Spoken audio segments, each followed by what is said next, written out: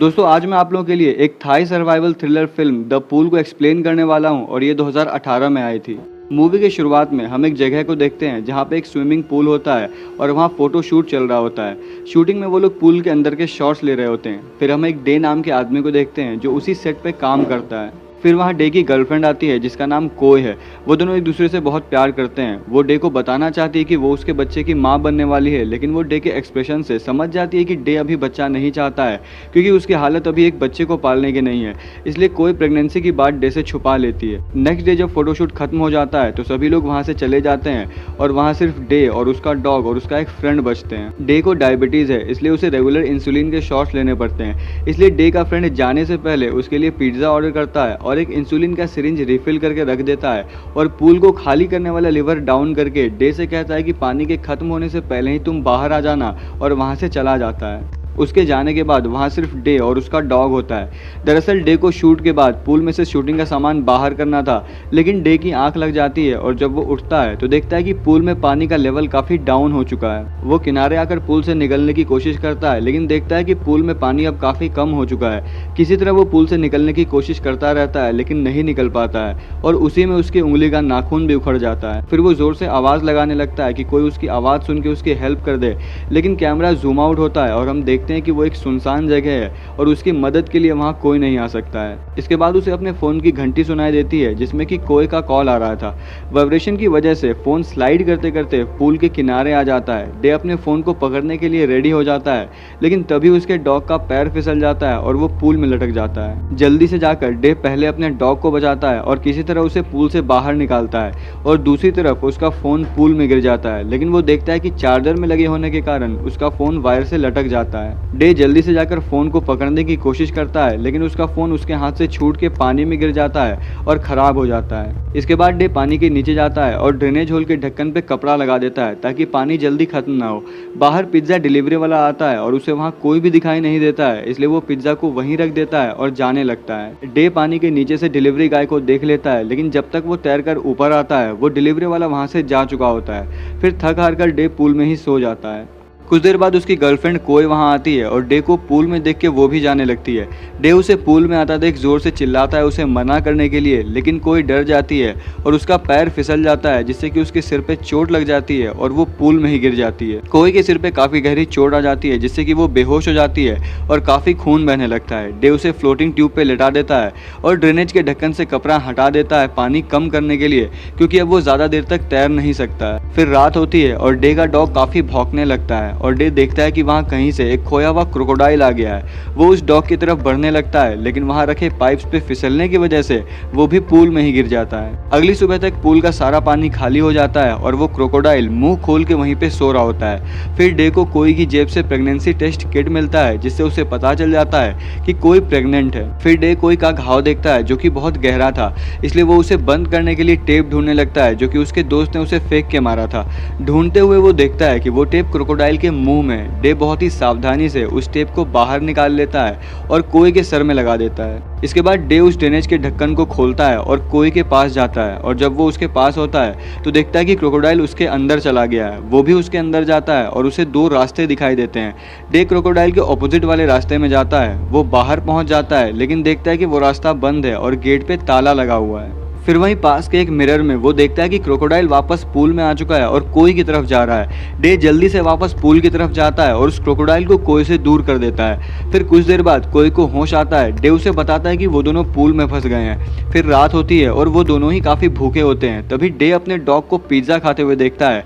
Day अपने dog से pizza box को नीचे फेंकने का इशारा करता है। डॉग वो बॉक्स नीचे गिरा देता है जिससे कि डे और कोई पिज्ज़ा खाकर थोड़ा बेहतर महसूस करते हैं। फिर तीसरे दिन डे को इंसुलिन का इंजेक्शन नहीं मिलने से उसकी तबीयत खराब होने लगती है और जल्दी अगर उसे वो इंजेक्शन नहीं मिलेगा तो वो कोमा में भी जा सकता है। फिर वो उसी डक टेप का इस्तेमाल करके एक हेल्प का साइन बनाता है और बेहोश हो जाता है। कोई डे को काफ़ी मुश्किल से उठाती है और बताती है कि वो क्रोकोडाइल एक फीमेल है और उसने अंडे दिए हैं। अगली सुबह डे बेहोश पड़ा होता है और क्रोकोडाइल उसे खाने के लिए उसकी तरफ जाने लगता है, लेकिन जैसे वो आगे बढ़ता है वो उस ड्रेनेज होल में गिर जाता है और डे और कोई उसे सोफे से बंद कर देते हैं। दरअसल उन दोनों ने क्रोकोडाइल को अंदर भेजने के लिए एक जाल बिछाया था ताकि वो उसके अंडे को खा सकें। फिर वो जुगाड़ लगा के किसी तरह से आग लगाते हैं और क्रोकोडाइल के अंडे को बॉईल करके खा लेते हैं, जिससे उन्हें थोड़ी ताकत मिलती है और उसके बाद दोबारा से वो उस पूल से निकलने की कोशिश करते हैं। लेकिन काफ़ी कोशिश करने के बाद भी वो पूल के किनारे तक नहीं पहुंच पाते हैं, क्योंकि वो पूल बहुत ही गहरा होता है। फिर अगले दिन वो उस ड्रेनेज के ढक्कन को खोल देते हैं, जिससे वो क्रोकोडाइल ऊपर आ जाता है और अपने अंडों को वहाँ पे ना पाकर वो उन दोनों पे अटैक कर देता है। लेकिन सही समय पर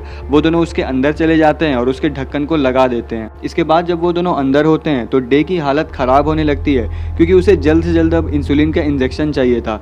उसे याद आता है कि इंजेक्शन उनके बाहर ही रखी है, इसलिए एक तार की मदद से वो उस इंजेक्शन को लेने की कोशिश करता है, लेकिन वो इंजेक्शन नीचे गिर के टूट जाता है और वो दोनों एक बार फिर से निराश हो जाते हैं। फिर अगली सुबह एक ड्रम के नीचे डे को अपना सिगरेट बॉक्स मिलता है, जो कि उसके फ्रेंड ने गलती से नीचे गिरा दिया था।